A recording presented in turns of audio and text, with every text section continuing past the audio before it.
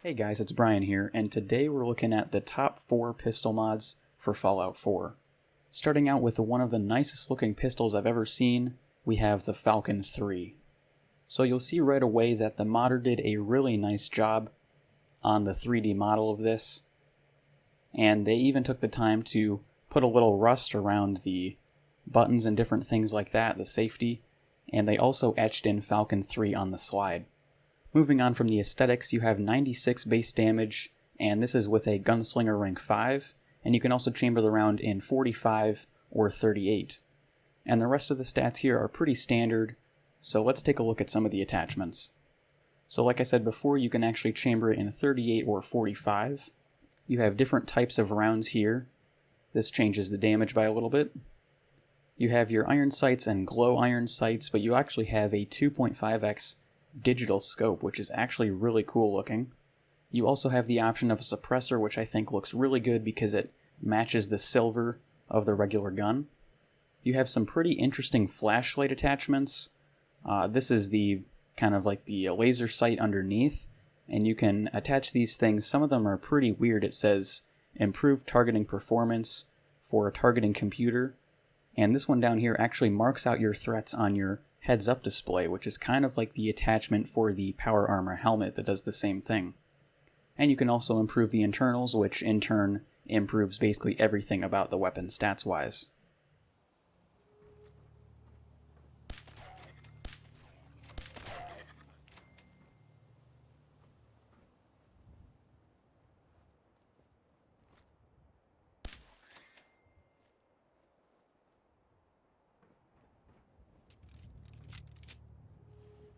And the next pistol on the list is the Walther P99.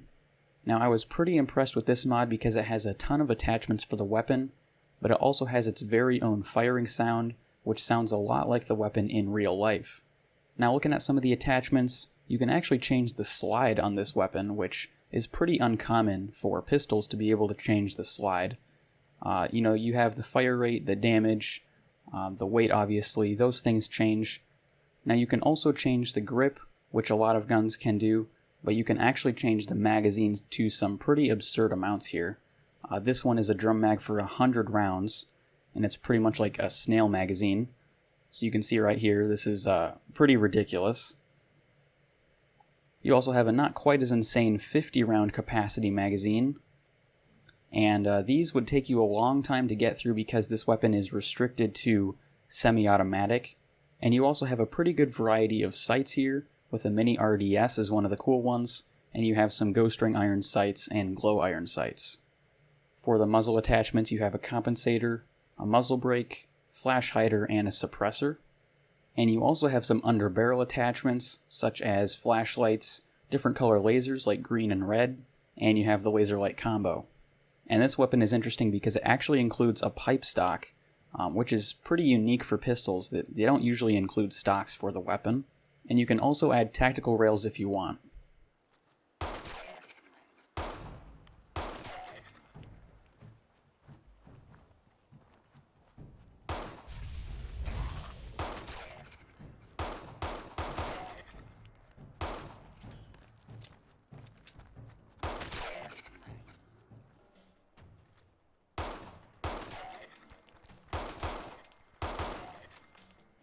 And the next one on the list is the FN57. I kind of showed this one briefly in one of my other review videos on PC, where I looked at the makeshift anti-material rifle, and I thought this weapon was very cool as well because it has its very own firing sound, and it can be set in full auto mode. Starting off, you have the option between receivers, and generally speaking everyone goes for the very last one. You have the option between a short and extended barrel, which is kind of like a compensator.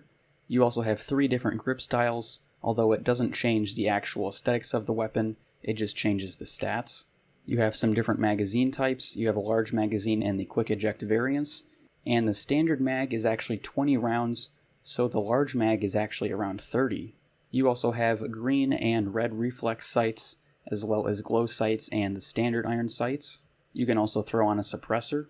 And something more uncommon is you can actually change the ammo type. The standard for the 5.7 is the 5.7mm.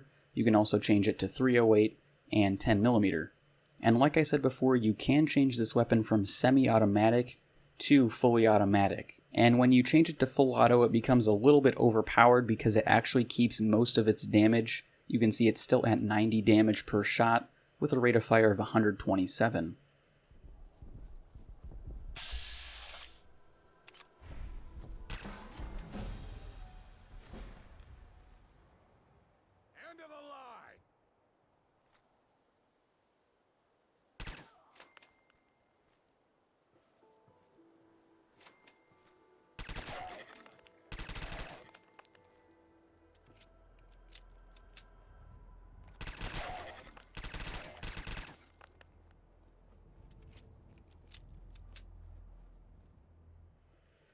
And I saved the best for last here looking at the Browning HiPower auto pistol. And this weapon was actually inspired by the Browning HiPower in Fallout New Vegas. You can see I modded it as closely as I could to that weapon. I have the black finish and the glow sights that come standard. But yeah, this weapon is very cool because it has a lot of nostalgia for some of the older players that have played the previous games, as well as its very own firing sound and reloading animation. Looking at the mods of this weapon, we obviously want to put the best receiver on it, and despite the increase in stats, I actually like the standard grip because it just reminds me of the one in Fallout New Vegas more. You also have the magazine options for the large magazine and quick eject variants, and the large magazine looks pretty similar to the one in Fallout New Vegas. As for sights, you have your standard iron sights and glow sights, which I personally like the glow sights, and you also have a reflex sight, which is pretty interesting. Now, unfortunately, they are missing the, I think it was the 3x scope that you could put on the pistol in Fallout New Vegas. It looked pretty similar to the one on the Falcon pistol. It was just kind of a small scope. You also have compensator, muzzle brake, and suppressor attachments, and you can also change the finish from standard steel to black paint.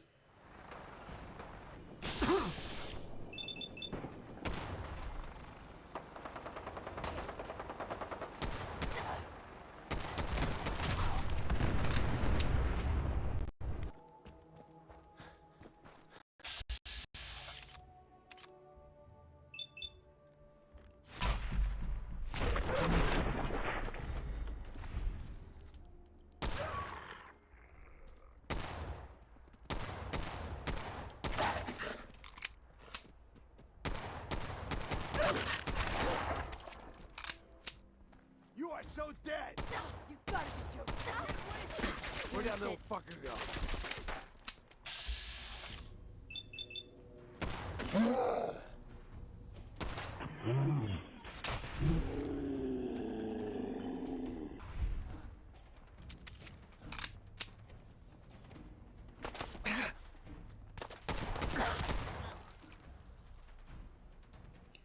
And another small detail from the Browning HiPower is you actually have a different holding animation where you're actually holding the weapon with one hand instead of two, and when you sprint you actually run completely differently.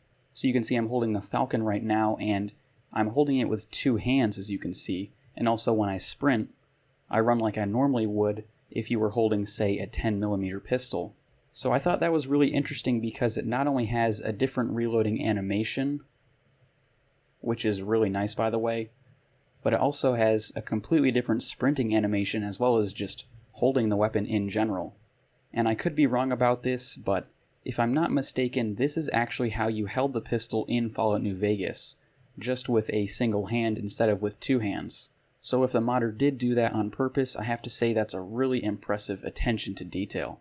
Alright guys, well that about does it for the video, so hopefully you enjoyed my review of the top 4 pistol mods that I have found so far in Fallout 4. And if you want to see more videos like this where I review modded weapons in Fallout 4, don't be afraid to hit that subscribe button, and as always, thanks for watching.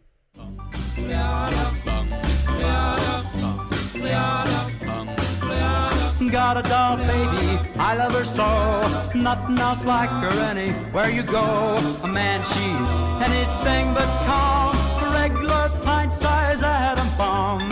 Atom bomb, baby.